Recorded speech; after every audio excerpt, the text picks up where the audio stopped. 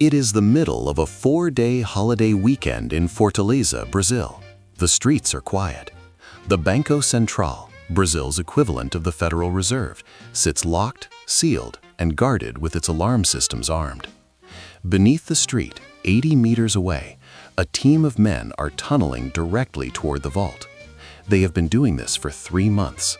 The tunnel is fully lit, fully ventilated, and carpeted. They are almost there, and every single one of them is going to walk away.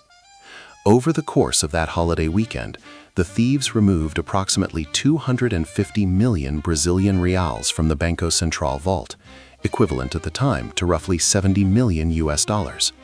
It remains one of the largest bank robberies in recorded history. The money was stacked in used, non-sequential notes, specifically to avoid triggering currency tracking systems. The alarm never sounded. The guards never knew. The vault was not found to have been breached until business resumed on Tuesday morning, 3 full days later.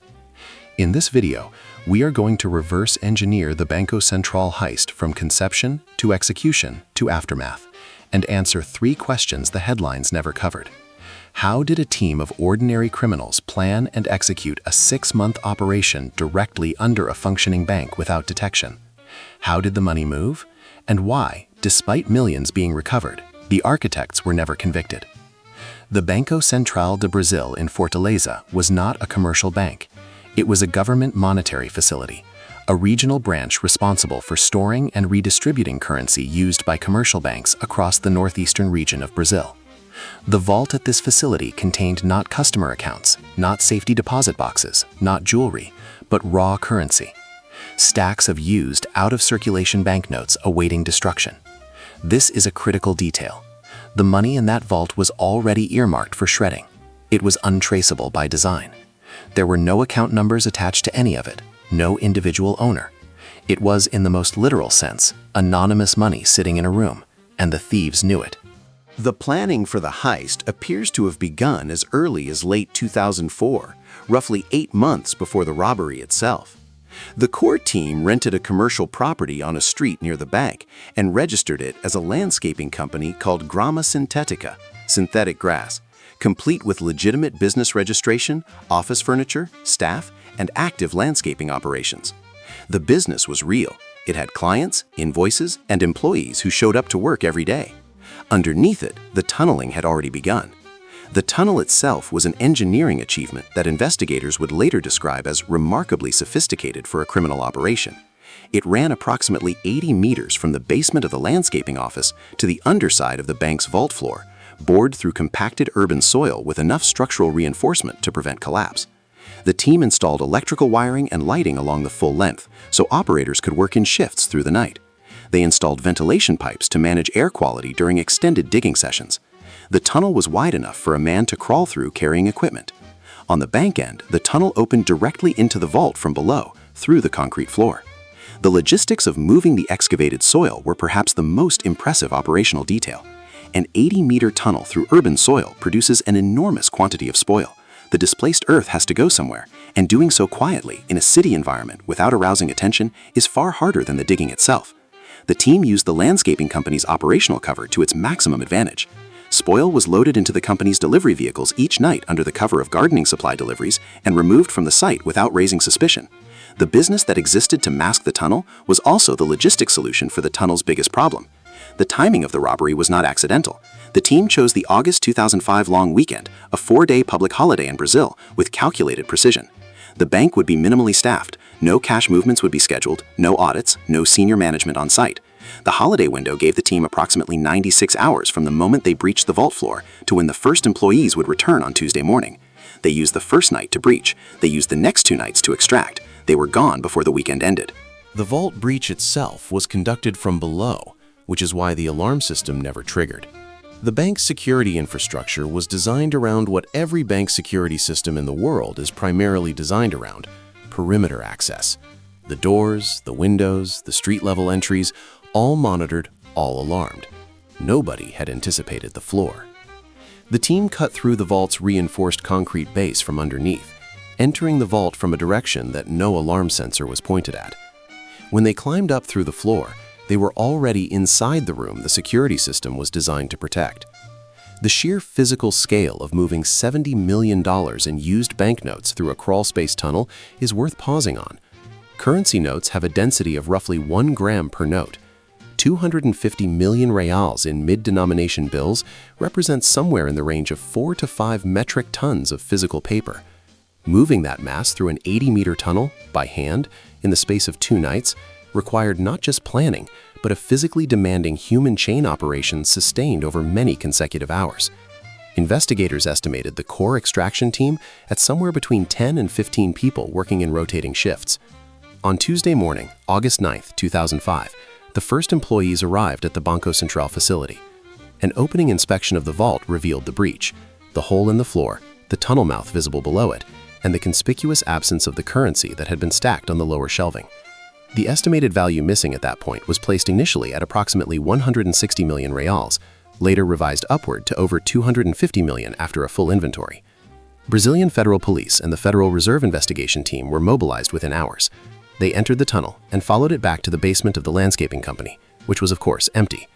The investigation that followed was extensive and partially successful. Brazilian Federal Police ultimately made dozens of arrests. Significant amounts of money were recovered in subsequent months and years. Vehicles packed with cash, properties purchased with stolen funds, criminal networks traced. By the end of the investigation, Brazilian authorities estimated they had recovered approximately a third of the stolen amount, which means approximately $47 million was never recovered. The landscaping company's owners, the individuals who had conceived and coordinated the heist, were either never identified or identified but impossible to prosecute on the evidence available.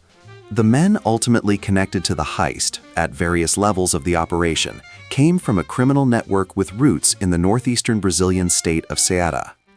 What investigators found was not a Hollywood-style crew of specialists assembled for a single job, but rather an existing organized crime network that had identified the opportunity, acquired the relevant expertise, and executed with operational discipline over months.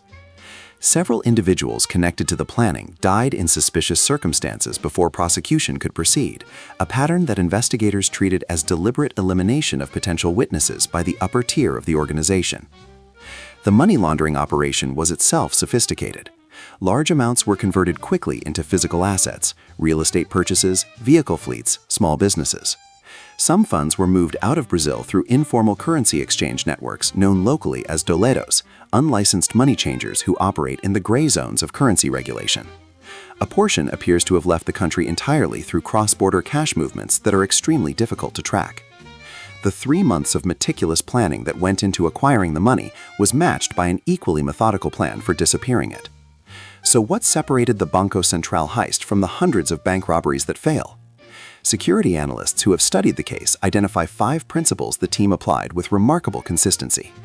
First, they attacked the system's blind spot, the vault floor, rather than its defended perimeter. Second, they used legitimate infrastructure to mask illegal activity. The landscaping company was both cover and operational tool. Third, they chose a target specifically because its contents were untraceable. Fourth, they selected a timing window, the holiday weekend, that maximized their working time and minimized detection risk. And fifth, they had a pre-planned dispersion route for the money before a single note was removed from the vault. The heist also exposed something deeply uncomfortable about the limits of physical security infrastructure. The Banco Central vault was, by any conventional metric, secure. Multiple layers of access control, motion sensors, perimeter alarms, electronic surveillance. And none of it mattered because the team had identified the one attack vector, the subfloor approach, that all of those systems shared a single blind spot toward. Security professionals refer to this as the problem of defending the known attack surface. You can only protect against the threats you have anticipated. The Fortaleza team found one that nobody had. The Banco Central heist is studied today not just as a crime story, but as a case study in operational planning, security vulnerability analysis, and organizational discipline. The team that conceived it understood something that most people who attempt ambitious criminal enterprises do not. The plan is not the hard part. The hard part is the 6 months of patience, the maintenance of cover, the discipline to not rush, and the pre-planning of every step that follows success. As of the time of this video, the Brazilian Federal Police consider the Banco Central heist partially solved and permanently open. Dozens were arrested. A fraction of the money was recovered. The planners, those who conceived the operation, funded the cover business, and engineered the tunnel, have never been conclusively identified and prosecuted. $47 million remains unaccounted for, somewhere. If this is the kind of deep operational breakdown you want more of, we cover the world's most audacious crimes with this level of forensic detail every week. Our video on how cartel money laundering actually works is the perfect follow-up. It picks up exactly where this one ends, with how criminal organizations move and hide massive amounts of cash at scale. Link is on screen. And tell us in the comments, which heist do you want us to break down next?